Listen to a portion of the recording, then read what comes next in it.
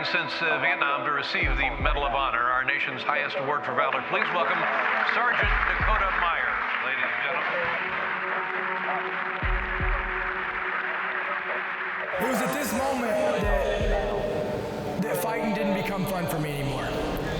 There's this tall guy with a beard standing over me with his AK-47, and what he had just done is he had shoved that AK-47 in the back of my head.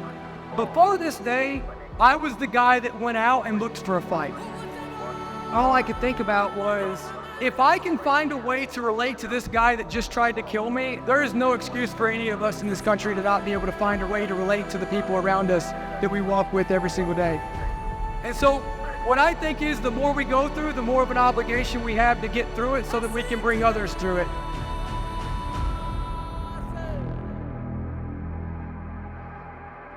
For the last 10 years, everyone has known me as Dakota Meyer, the Medal of Honor recipient from this one day, September 8, 2009.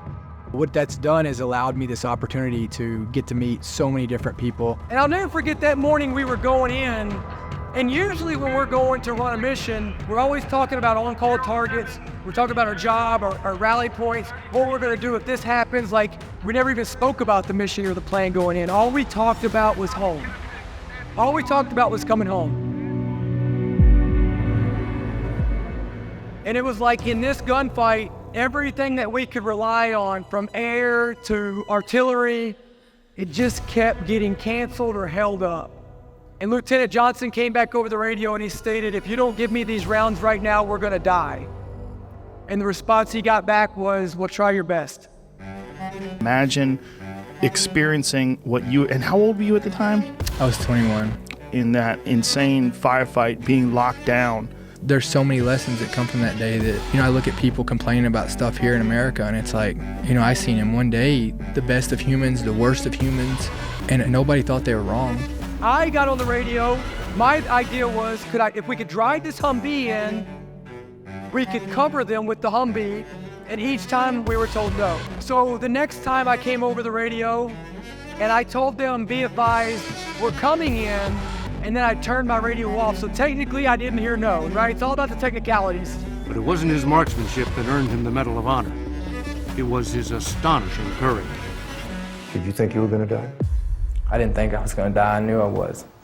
You knew you were gonna die? I knew I was gonna die. You do matter. You do. Like, the biggest lies that are told are the ones you tell yourself. And you know what? Just as the good times, they don't all last forever, neither do the bad. Tell me what are your responsibilities as a sniper team? I was in charge of 5 other guys, and I'm in charge of doing mission planning for my team. We don't struggle, or we don't have hard days because we don't necessarily walk around and talk about it all the time. Even the hardest people on earth, they got hard, not because of easy times. They got hard because of hard days, and they got through it. And it's a choice, and you just have to continue to choose to get through it.